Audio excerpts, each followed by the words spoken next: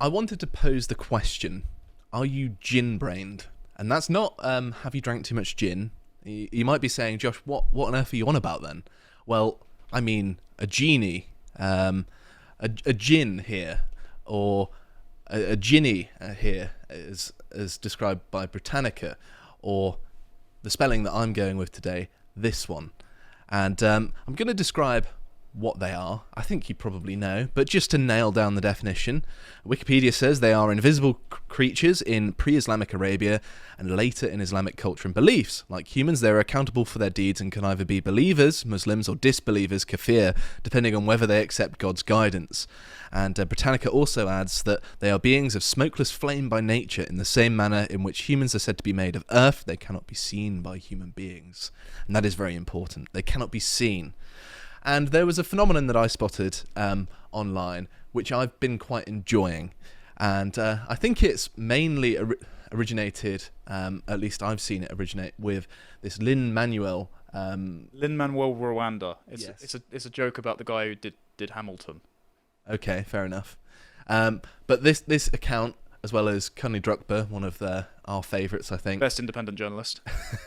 And they've been trying to popularise this, and they say, the best way I can explain Djinnbrained is this: when a person's explanation or understanding of something can be substituted with a djinn did it, without it materially altering the explanatory power of their argument. So he's got Paul Mason here.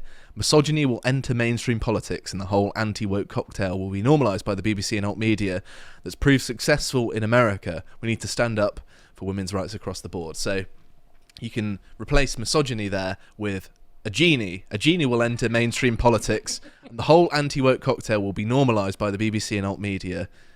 And it's just the same argument. When you put it like that, it really does highlight how worthless the word misogyny is in that, because everything else that flows on from it is basically magic thinking.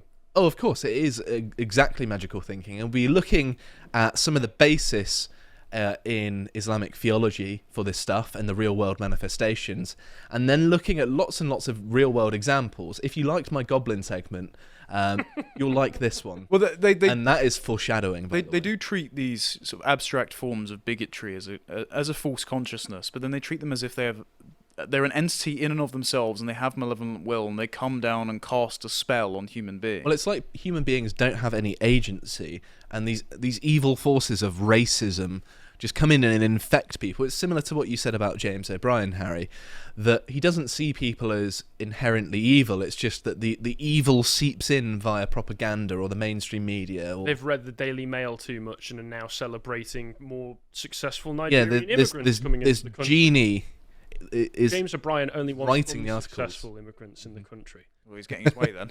And Cunley Druckber also offered a definition as well. Djinnbrained is the tendency to believe that most events, especially bad ones, are the work of supernatural entities like jinn or some equivalent cultural stand-ins with motivated malevolent agency, particularly in lieu of more complex systems-oriented explanations. So there's what I can see here is that Druckber's definition applies a lot more to the imported superstitious foreign diasporas, like large sections of Muslims in Britain, than Lin-Manuel Miranda's, and this is hilarious to be saying these names. He is saying that modern secular Enlightenment liberals are engaging the exact kind of magical thinking, just with substituted phrases of abstract bigotries, like the Muslims are. So there's two constituencies, but they're doing the exact same thing, and it's that they're incapable of properly grasping human motivation because they just have the wrong anthropology. From there, all of their political prescriptions. Yeah, it's worth mentioning as well that this magical thinking existed in all cultures pretty explicitly in their religious practices at some point. And we like to think that, being holier than thou, if you pardon the pun, that we don't think like this, but it seems to be an aspect of human nature. If something is universal in human beings, it's fair to say that it must be programmed in our biology. And it's probably a quirk of just how our brain functions. And I think that it does manifest in modern politics quite often. And I think once you see it, you can't unsee it. And let's have a look at some real-world examples of djinn think, but actual djinn think, being concerned about witchcraft, wizardry in Saudi Arabia.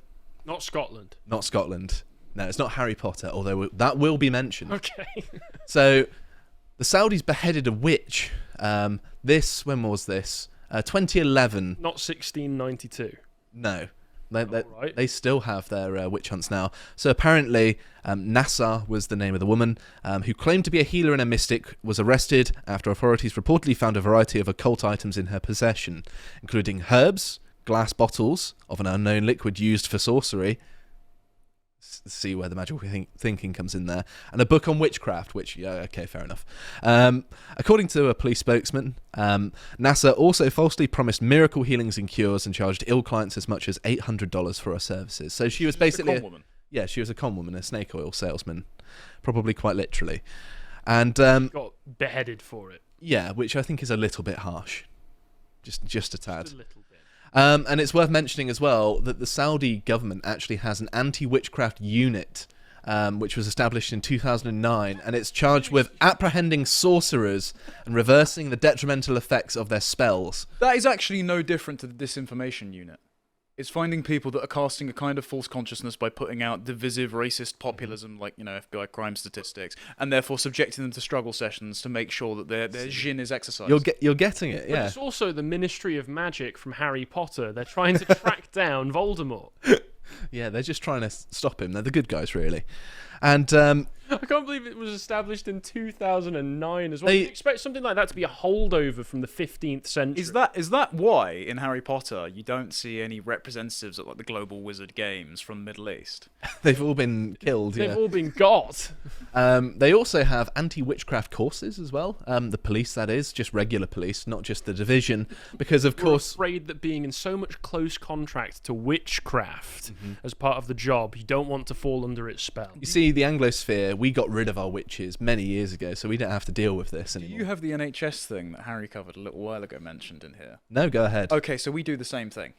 In the NHS, we have training to teach staff about Islamic entities like jinns and genies. Oh yes, of course, because the possession by a genie could manifest forgot as a that. medical condition, can't it? Yeah, so as much as we're laughing, because we're importing all of these hostile foreign nationals, we're now replicating the exact same thing with all our tax money.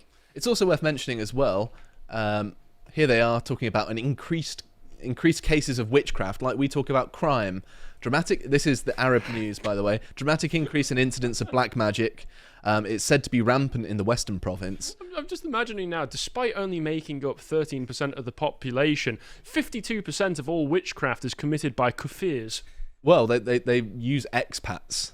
So that's their 1350 equivalent, is expats only make up an X amount of thing.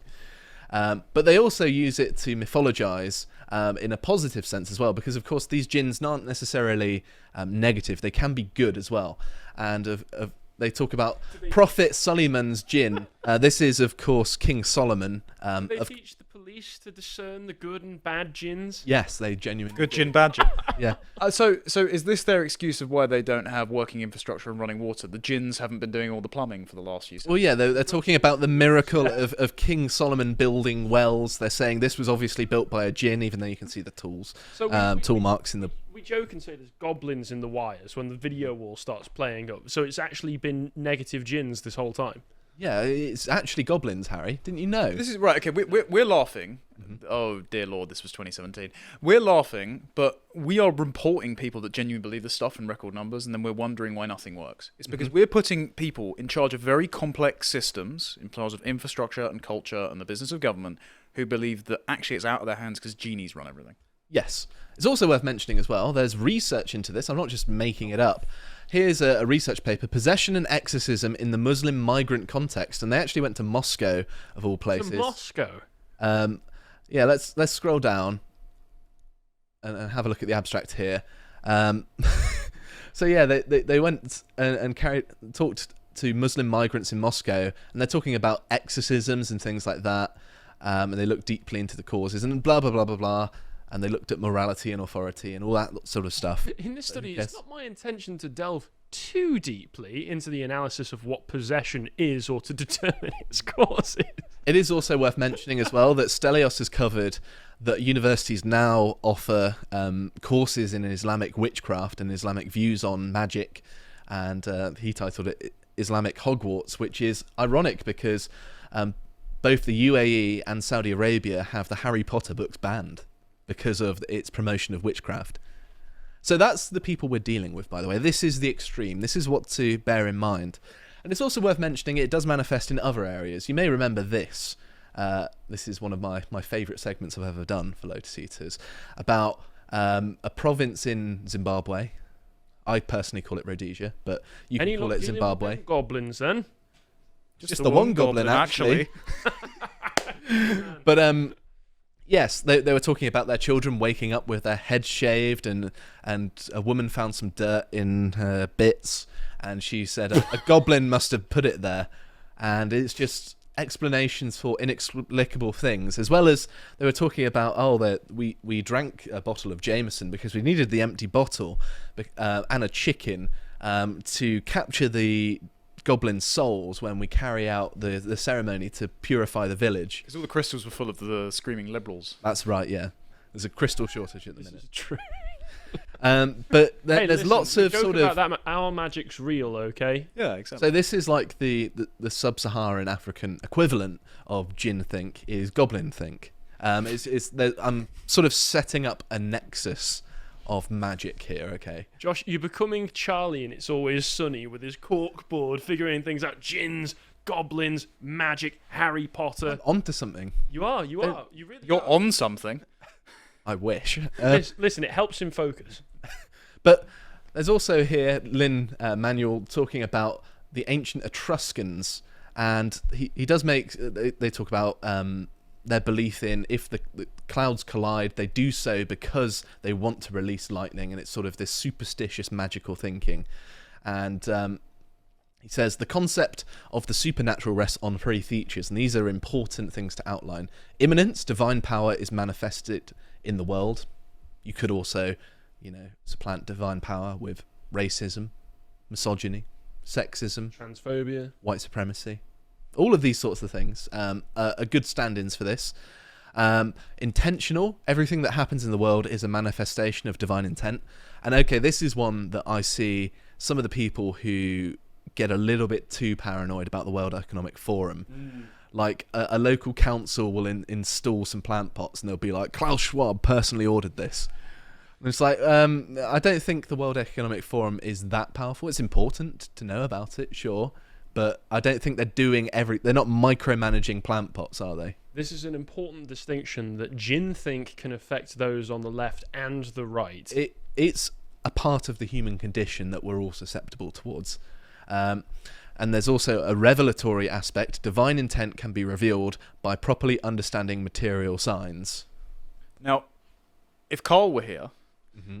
he would say... And I agree with him a little bit on this, is that I don't want to go too far the other direction as well, in that you demythologize absolutely everything. Well, it's saying, as a corollary, man has no agency of his own. The gods are active in his affairs, and his goal not should be to live a good or moral life, but to carefully examine the natural world for signs of the gods, their will, and to follow it faithfully as possible to ensure their favour. So this is antithetical to a lot of organised religion, which is why I wanted to read that. Because it's not a religion bashing thing per se, but it's this sort of misfiring of an instinct, as I see it. Well, the thing that I would set, for example, Islam, apart from Christianity and ancient Greco-Roman paganism, is that Larry Seidentop's got a good book on this. Ancient Greco-Roman paganism and Christianity both believe in a sort of natural order to the world that can be derived through reason and pattern recognition, whereas the God of Allah and also the God of the Old Testament is a God of pure will. And the entire world is set up according to this God's pure will. So the entire structure of the world is arbitrary because God can decide at the drop of a hat to change it. And so you have to live according to inferring signs of God's will. And those most adherent to the doctrine that's been laid forth of the will are the most correct. And so the world is governed by ungovernable forces. And so you are subject to that and you have no agency. And I don't think that's what Christianity and a lot of the Hellenic tradition would say. So I'm glad to have cleared that up, because it's not necessarily going out of its way to criticise that. And there's a good example here from Cunley Druckber. I'm not going to read all of it because it's quite long, and we're a bit pressed for time. But basically, he talks about this Polish explorer being in Africa, and then at night time he sees a bunch of Africans holding, like, I forgot what they're called. Those things that you carry, like a stretcher with a blanket over it, and they're moving diagonally, sort of like in Dune when they're trying to avoid the sandworms. They have to move diagonally to avoid detection, and basically asked other people, like, what is going on here? And they didn't even want to talk about it, because by talking about it, it could invite the evil. So even talking about... will not be named. Voldemort again rears his ugly head. So they believed that the person who they were carrying, who died in a car accident, rather than it being a brake malfunction, as it's pointed out, and the fact that they were able to identify a material cause for this thing, they said, well, obviously it was a malevolent spirit. It's not a matter of what the cause was, it's a matter of finding out who did this and why. So they'd already avoided trying to explain it away in material ways. They'd already jumped to, well, whose fault was it? I've actually seen this in workplaces when I did like bar work when I was at university. When something would go wrong, rather than someone saying, how can we fix it, which is the most rational way of doing it, they say, who is responsible? And I mean, sometimes someone is responsible, that's true. But if your immediate reaction to finding a problem is who is responsible, scapegoating, yeah, it could well be. And they never believed Josh when he told him it was the Djinns either. Yeah, I mean, it's unbelievable. I was rubbing my lamp and everything. I was just like, look, I've even got it here. People just need to start believing me. But anyway, this was, of course, applied to politics as well. And here's Cunley Druckber talking about sensible Djinnbrain, a type of high-level Djinnbrain where you have a mental block where you literally cannot conceive of explanations for events outside your moral framework of the world, and so try to explain them away as being due to reductive, sensible causes, for example, misogyny. And he's got Rory Stewart next to the sort of Western Muslim holding here. Ahmed, a Djinn did it, yeah, and a misogyny did it. And this is in response to this. There's a long thread here, but it does lead to a John McDonnell tweet. The key lesson of the Trump victory for us is that Labour has to deliver the significant improvements in quality of life that people can feel or we face the rise of right-wing populism that has swept America. Half measures won't be enough. Can you spot the Djinn in this? Right-wing populism that has swept America, as if it's some sort of malevolent force that's come in and put everyone under a spell. Yes, this malevolent force has come in and swept up a spell, and therefore we need to double down rather than acknowledge the material reality. And this was Rory Stewart coping after the Donald Trump victory last week as well, sitting there saying, I thought that the forces of populism wouldn't rise up, which is basically, I hoped that the evil forces of the Djinn wouldn't rise up and cast a spell on Americans. Yes, exactly that.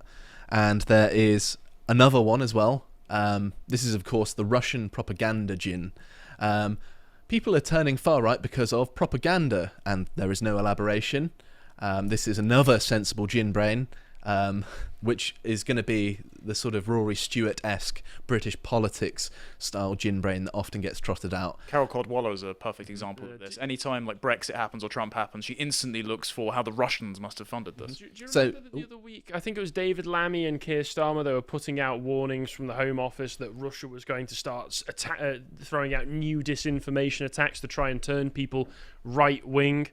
The Russians don't need to do anything. You just need to follow the news to be turned right wing. I think Cunley Druckber put out a tweet responding to it actually of Putin sitting at his table, coming up with ideas, and he goes, "Flood them with mass migration. They've already done that, sir. Okay, start shutting down their farms to attack this food supply. They've started doing that already, sir.